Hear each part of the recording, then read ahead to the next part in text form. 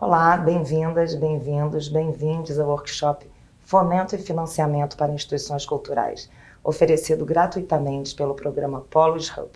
Meu nome é Lia Baron, sou consultora, gestora e pesquisadora em políticas culturais. Sou uma mulher de pele clara, olhos verdes e cabelo claro também. Estou vestida de vermelho.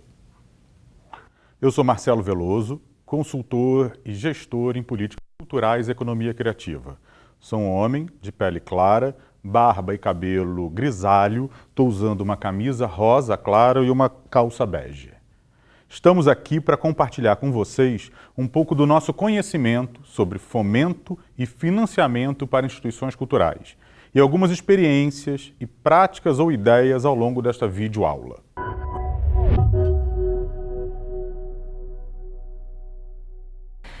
Antes de falarmos sobre fomento e financiamento, é importante a gente tocar num ponto crucial: a sustentabilidade financeira de uma instituição ou de um equipamento cultural. Sustentabilidade financeira. Quando se pretende avaliar a sustentabilidade financeira de equipamentos culturais, a primeira tarefa é tipificar suas despesas comuns. Em geral, as principais despesas são com pessoal, que significa folha de pagamento, funcionários, servidores terceirizados e outros. A manutenção do equipamento, que são as contas de energia, gás, compra de insumos, pintura, etc. E, por fim, a programação, que é a realização de atividades artístico-culturais. A segunda tarefa é precificar as despesas e calcular o custo básico. Quanto custa um equipamento cultural em um ano? Esse é o cálculo que deve ser feito. Por outro lado, também é preciso tipificar e precificar as receitas internas comuns de um equipamento cultural. Quanto entra de dinheiro é uma pergunta que precisa ser colocada. As receitas costumam ter as seguintes fontes: bilheteria, que é a venda de ingressos, as vendas que são feitas em café, restaurante e lanchonete, e, por fim, as vendas em lojas.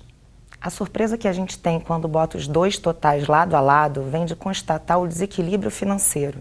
A conta não fecha.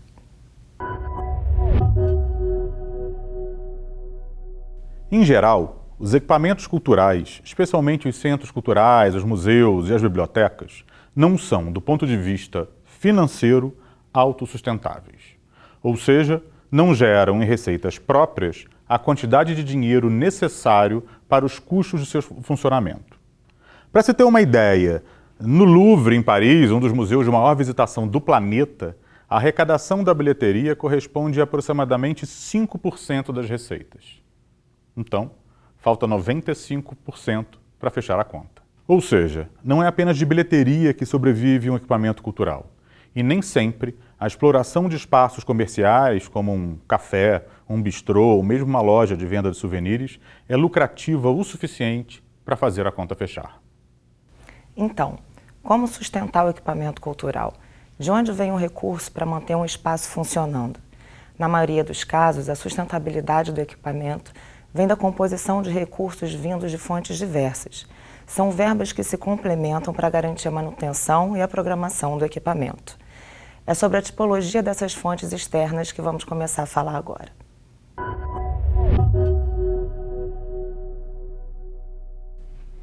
Primeiro, é importante destacar que a maior parte dos equipamentos culturais, ao menos na nossa realidade, é provido por uma instituição parceira, uma instituição mãe, a instituição mantenedora ou o mantenedor. A instituição mantenedora pode ser tanto pública quanto privada. No âmbito público, por exemplo, estão as secretarias municipais e estaduais de cultura, que mantêm seus teatros, museus, casas de cultura. O Ministério da Cultura, que, dentre suas atribuições, tem a manutenção dos museus públicos sob a gestão do IBRAM, ou outros órgãos públicos, como o Banco do Brasil, que mantém o CCBB, por exemplo.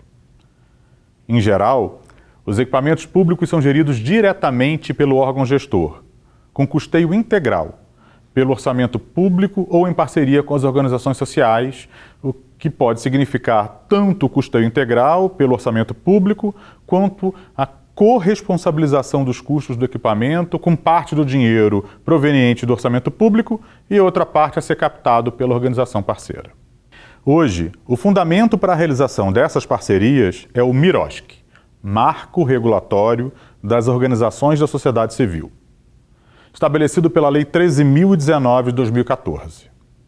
O que ocorre é uma parceria para a cogestão do equipamento público de cultura, com a assinatura de um contrato que define o programa, as responsabilidades de cada parte e as metas que deverão ser alcançadas. Dependendo da regulamentação da cidade ou do estado, as parcerias podem ser contratadas para período de 1 ou 2 anos, renováveis até 5 anos. Um exemplo são as lonas culturais da cidade do Rio de Janeiro, geridas em parceria entre organizações da sociedade civil, selecionadas via Mirosk, e a Secretaria Municipal de Cultura. Já no ambiente privado, os mantenedores, em geral, são grandes empresas que mantêm um espaço cultural próprio ou vinculado à sua identidade corporativa, muito comum entre as instituições bancárias, ou que financiam a manutenção de instituições culturais parceiras. Em geral, a manutenção desses equipamentos culturais ocorre por meio de aporte de recursos próprios da empresa ou por meio de mecanismos das leis de incentivo, e já a gente vai falar sobre isso. Algumas vezes, os recursos do mantenedor são suficientes para garantir apenas a manutenção básica do equipamento, deixando para a equipe da instituição cultural a responsabilidade de viabilizar os demais recursos necessários para a realização da sua programação. Um exemplo bastante conhecido de mantenedora privada é a empresa Oi, que mantém o Centro Cultural Oi Futuro na cidade do Rio de Janeiro.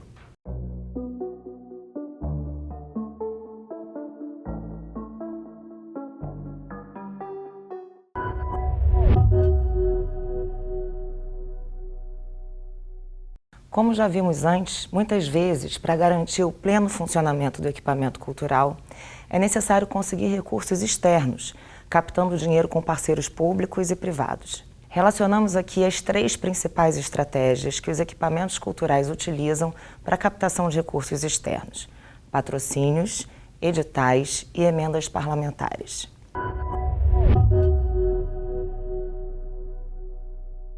Quando ouvimos a expressão captação de recursos no ambiente da cultura, nos vem à mente o patrocínio cultural. De modo simples e objetivo, podemos classificar o patrocínio cultural de 2 formas: o direto e o indireto, ou o direto e o incentivado. Patrocínio direto. O patrocínio direto é o mais antigo mecanismo de apoio e fomento à cultura. Historicamente conhecido como mecenato, ocorre quando o patrocinador transfere diretamente o recurso financeiro para a conta da instituição cultural ou do artista. Nesse caso, existe um contrato direto entre o patrocinador e o centro cultural, por exemplo. Esse contrato pode estabelecer contrapartidas ou não. Como é um contrato direto, pode ser um patrocínio para uma atividade ou ação específica, por exemplo, para um show, para uma peça de teatro ou para uma exposição, ou para a própria manutenção do equipamento cultural. Um exemplo disso é o naming rights, que acontece quando o equipamento cultural adota o nome da empresa patrocinadora. Ocorre, por exemplo, com o Quilômetros de Vantagens Hall, o Teatro Rival Refit, no Rio de Janeiro.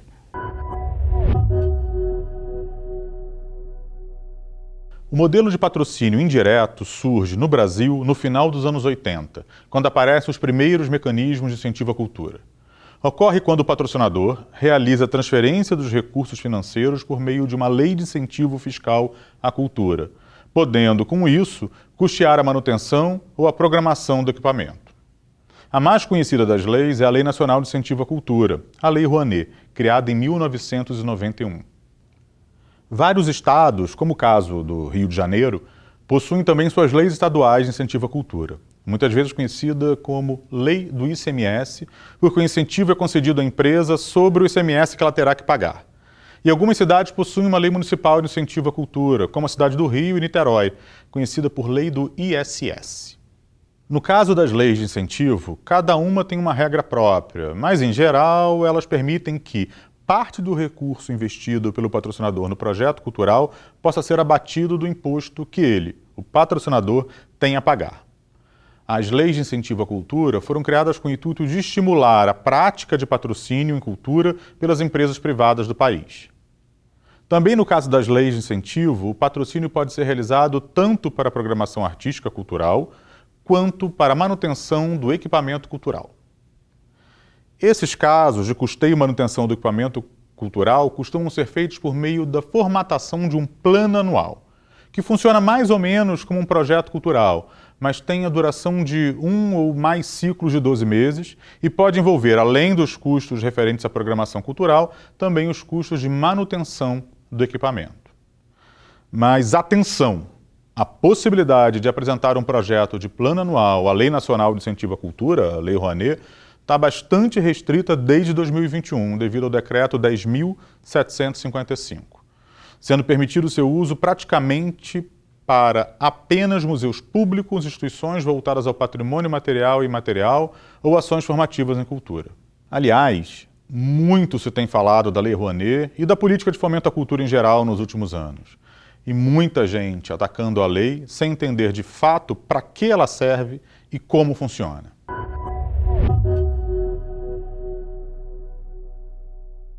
Então, deixa eu falar um pouco sobre isso, sobre como funciona a Lei Rouanet. Ao submeter um projeto à lei, por meio do sistema SALIC, no site do Ministério da Cultura, ele passará pela análise de especialistas, os pareceristas, que vão avaliar se de fato se trata de um projeto cultural e se o orçamento apresentado está dentro do padrão de custos para o local onde será realizado o projeto. Depois, se tiver o aval dos especialistas, o projeto é submetido à Comissão Nacional de Incentivo à Cultura, CNIC, que vai aprová-lo ou não. O interessante aqui é que não tem qualquer avaliação estética nesse processo. O projeto não é avaliado do ponto de vista conceitual, discricionário, mas sim de sua capacidade de realização. Só então, com a aprovação da CNIC, o projeto é deferido e o proponente poderá captar os recursos junto a empresas e pessoas físicas. Ou seja, a aprovação do projeto não garante necessariamente a obtenção de dinheiro. É necessário envolver patrocinadores que investirão dinheiro por meio da renúncia fiscal para a execução do projeto. Os patrocinadores podem ser pessoas jurídicas, empresas ou pessoas físicas, que irão depositar dinheiro na conta do projeto e, em troca, terão um abatimento nos impostos que terão que pagar. Você sabia que as leis de incentivo à cultura de algumas cidades permitem o desconto no IPTU devido? Isso possibilita, por exemplo, que vários moradores de uma cidade possam apoiar um projeto cultural. Esse é um campo pouco explorado, o patrocínio da pessoa física, tanto com IPTU quanto com imposto de renda. Especialmente para projetos de valores menores, essa pode ser uma estratégia interessante. Criar uma campanha de sensibilização da comunidade local para patrocinar os projetos da cidade e do equipamento de cultura, abatendo o imposto que pagará utilizando as leis de incentivo. Aliás, é importante destacar a importância das leis de incentivo para o desenvolvimento do setor criativo e cultural e da economia do país. Uma pesquisa realizada pela Fundação Getúlio Vargas e publicada em 2018 indicou que para cada R$1 investido em atividade cultural por meio da Lei Rouanet, R$1,60 retorna à economia brasileira. Ou seja, o investimento que o país faz em cultura por meio do incentivo fiscal representa um ganho para o Brasil de 160%. Para além do fomento à cultura e às artes, a lei de incentivo contribui para o desenvolvimento econômico nacional.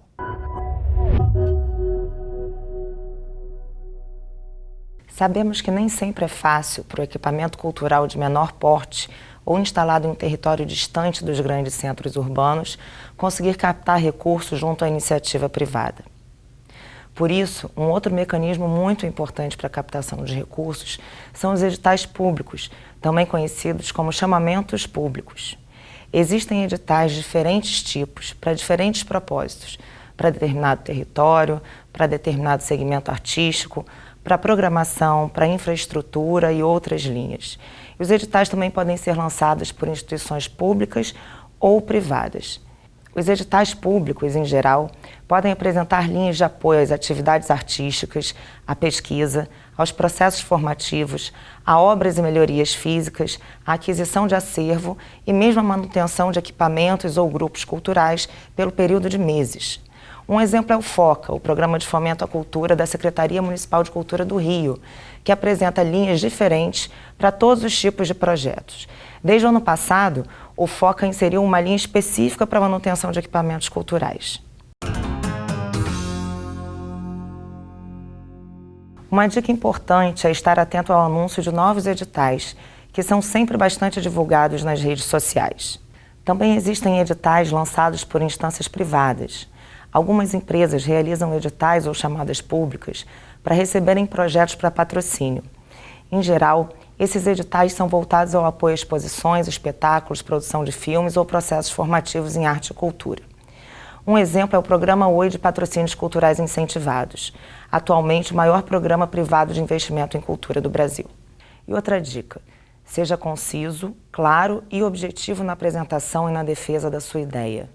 Lembre-se que seu projeto será avaliado por pessoas que analisarão muitos outros projetos. Se a sua proposta estiver confusa ou muito prolixa, o avaliador pode ter dificuldade de entender o que você quis dizer, por melhor que seja a sua ideia, e dará mais valor a outra proposta, mais clara e mais concisa. Por isso, na hora de elaborar um projeto, menos é mais. Aliás, nunca deixe para inscrever seu projeto no último momento.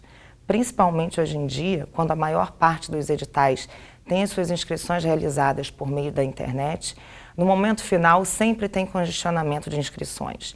A chance do sistema cair, travar é grande. Então se planeje e faça sua inscrição com bastante antecedência.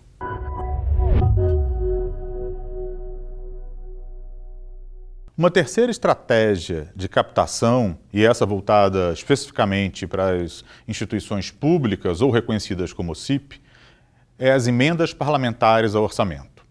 As emendas parlamentares são uma ferramenta que os legisladores, vereadores, deputados estaduais, federais e senadores têm para adicionar ao orçamento público recursos específicos para políticas e programas que eles acham importantes. Eles podem adicionar ao orçamento um valor maior para as atividades culturais do equipamento ou um recurso para a obra que o espaço precisa, por exemplo. Todo final do ano, em geral em meados do segundo semestre, o governo federal, os governos estaduais e as prefeituras enviam aos poderes legislativos a proposta de lei orçamentária anual, conhecida por sua sigla LOA. É ali onde estão os valores que serão destinados no ano seguinte a cada órgão, a cada programa que o governo irá realizar. Se você é gestor de um equipamento gerido pela administração pública ou uma instituição reconhecida como CIP, deve ficar atento a conversas com os parlamentares para garantir os recursos adequados para a manutenção e a programação do equipamento cultural no próximo ano.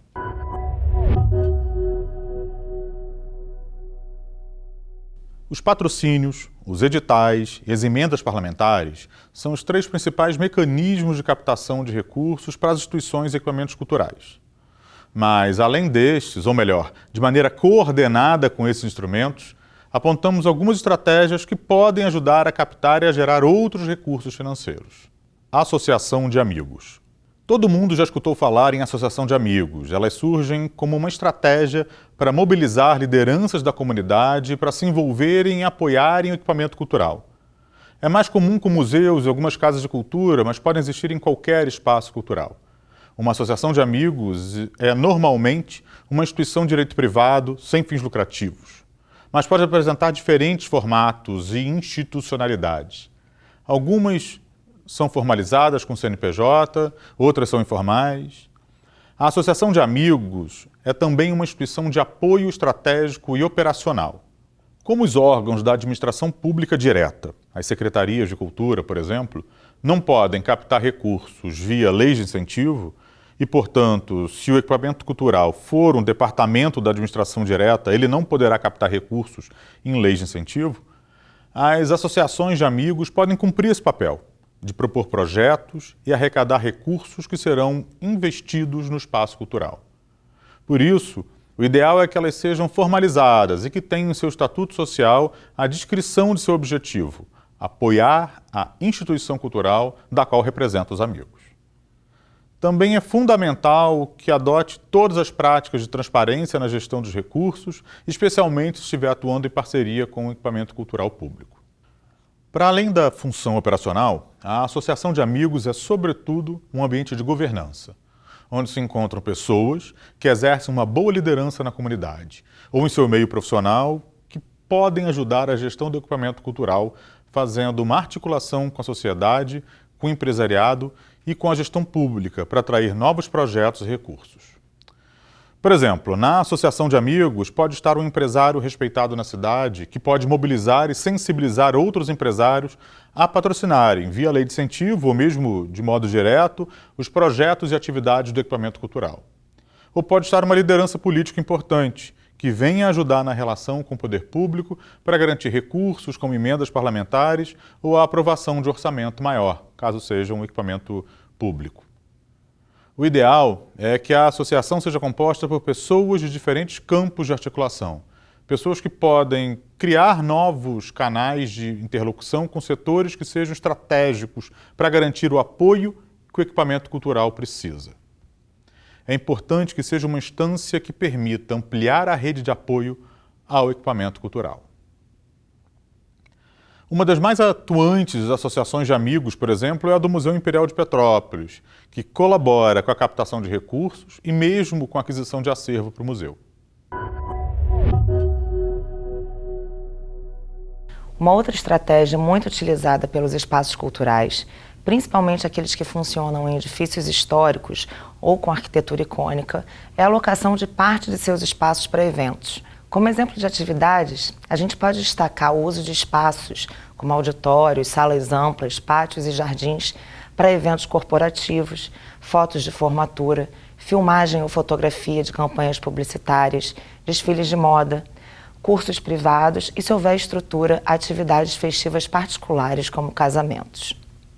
O principal ativo aqui é a perspectiva de exclusividade que o parceiro comercial terá ao realizar seu evento em ambiente conhecido pela qualidade de sua programação cultural. Por isso, é fundamental que haja critérios bem definidos sobre quais eventos podem acontecer no espaço, sobre a política de valores e as áreas disponíveis para locação, para que ele não se transforme em mais uma casa de festas e perca o atrativo de ser único. É sempre importante considerar que o evento privado não atrapalhe o funcionamento do equipamento cultural ou interfira em suas atividades artísticas. Instituições culturais de diferentes portes em todo o mundo lançam mão dessa estratégia, seja alugando espaço para eventos alheios à atividade do equipamento ou realizando eventos para captação de recursos para a própria instituição. Um exemplo são os jantares de adesão que muitos museus realizam para arrecadar fundos. Duas possibilidades que se discutiu no Brasil nos últimos anos em relação a possibilidades de financiamento, particularmente para museus, né? Uma foi a sugestão de criação de uma agência de fomento específico para os museus no Brasil inteiro, que receberiam recursos carimbados de orçamentos públicos e que garantiriam não só os recursos necessários para o funcionamento dos museus, mas como a capacidade de planejamento a médio e longo prazo desses museus, tendo a certeza de que esses fundos receberiam os recursos necessários para a sua atividade no próximo ano e no outro ano e no outro ano. Uma outra possibilidade interessante que foi discutida, isso na regulamentação da Lei Rouanet, era a criação de uma espécie de fundo onde, ao invés de você investir os recursos, né, o patrocínio num projeto específico, você investiria nessa bolsa. Né? E essa bolsa, a partir de um conselho, de um processo deliberativo, escolheria efetivamente que projetos seriam financiados. O interessante aqui é que isso possibilita a participação de uma quantidade maior de pequenos patrocinadores, principalmente de pessoas físicas, né? Que vão utilizar o seu imposto de renda e muitas vezes elas não conseguem acessar ou identificar que projetos elas vão financiar, elas aplicariam o seu recurso, elas teriam a sua isenção, para uma bolsa que depois seria investido, um fundo que para onde depois haveria um investimento em projetos culturais. Isso é interessante principalmente para os pequenos projetos, para os pequenos produtores e para os projetos que ocorrem longe dos grandes centros urbanos, principalmente do eixo Rio-São Paulo, onde está a maior parte dos investimentos.